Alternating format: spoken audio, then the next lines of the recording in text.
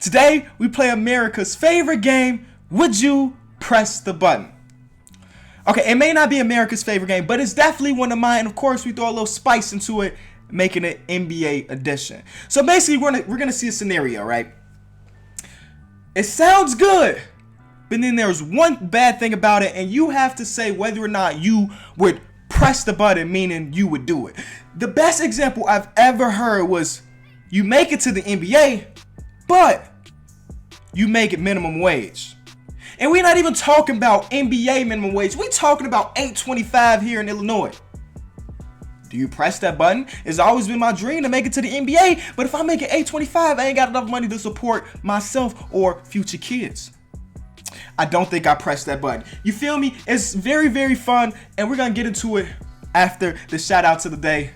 Let's head over there though. Would you press the button to meet your favorite player, but he's a jerk? No. This old saying goes, never meet your idols, for this exact reason. We put people on this pedestal. Your favorite player, your favorite person of all time, whether it be entertainment, music, whatever. We put them on this pedestal because they're great at their job, but a lot of the times they may not be a great person. And I don't want to find out my idol is not a great person. I'd rather in my head just think Donald Glover is the perfect person. Maybe Donald Glover is a jerk in real life. I never want to find out. If Donald Glover was knocking on my door right now, I would not open it, because I don't want to meet him and he turns out to be a jerk. Same thing with people when they say, okay, there's plenty of stories about people meeting Kobe and it turns out Kobe is a jerk. But in Kobe's defense, and actually in a lot of people's defense, talking about like Kanye's of the world and stuff like that, these people get so much attention just sometimes they just don't want to deal with it. So Kobe may not be a jerk in real life. Kanye may not be a jerk in real life. You just called him on the wrong day. I'd rather not meet my idol at all and just keep in my head that this dude is amazing. Would you press the button to be one of the best, but the most hated? Definitely pressing this button. People hate LeBron. People hate Kobe. People hate KD. People hate Steph Curry. People hated Jordan. You can hate them all you want, but at the end of the day, you have to respect their games. So to be one of the best and the most hated does not matter, because when it's all said and done, we gonna remember LeBron as one of the greatest players of our time. Not for him leaving Cleveland to go to Miami. You know, we're not gonna remember all the things we hated about him. When LeBron retire, we're gonna be like, dang, we missed the greatness that is LeBron James. Or we missed the greatness that's gonna be Kevin Durant or Steph Curry when they retire. Definitely press this button, because people will remember you for greatness. Would you press the button to have LeBron James, but he has a contract of $50 million? Definitely press this button. Now, of course, this is from like the GM standpoint. So for my Bulls, would I pay LeBron $50 million to come to my team? Yes, because ultimately LeBron equals contender.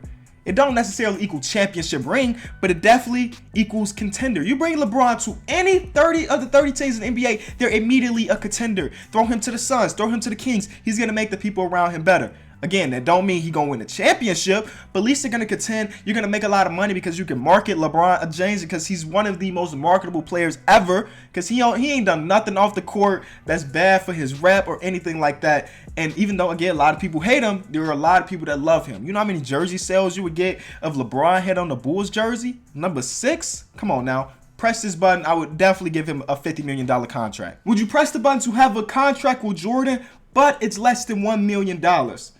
Yes. Do you see this behind me? Most of those shoes over there are Jordans.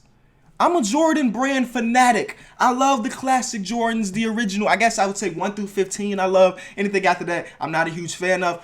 But less than a $1 million contract is cool, because ultimately I get to rock Jordans all day, every day.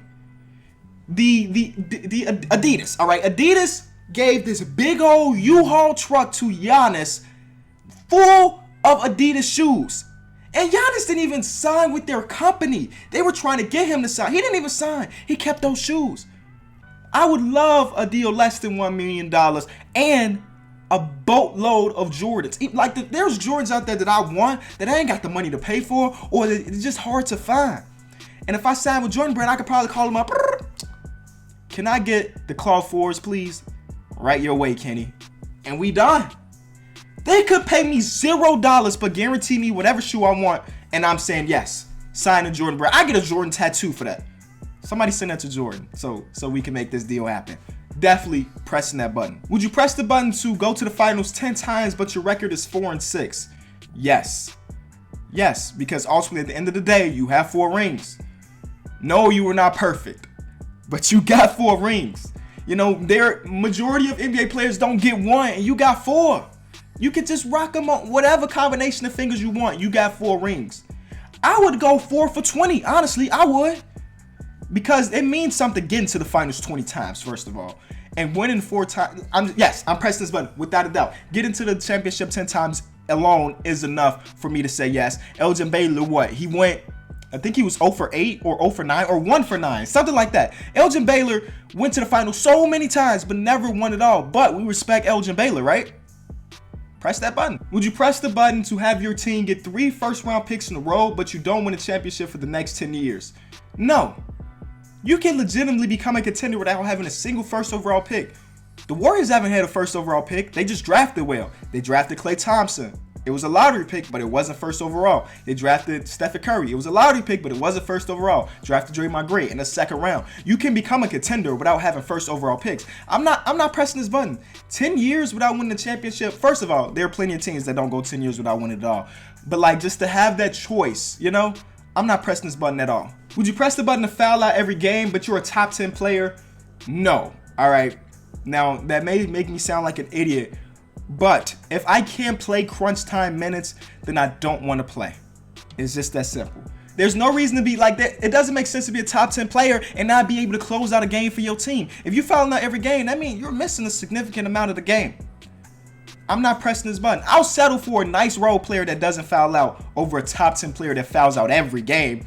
First of all, can you imagine all the memes that'll hit up on Twitter of you fouling out every single game of your career?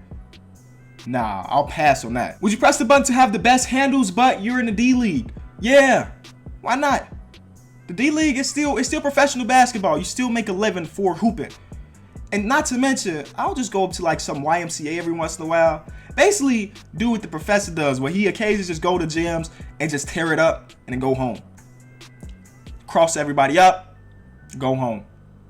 I do that every night that I wasn't playing in the G League. So, yes, I will press that button, make a living playing basketball. It's always been a dream, so let's do it. Thank y'all so much for watching this video. If you did enjoy, be sure to leave it a like. For comment of the day, just comment. Just comment anything, and I'll pick my favorites. Again, I dropped a new episode of Through the Wire, my podcast. Links will be in the description if that sounds like something you're interested in. I'll see y'all tomorrow.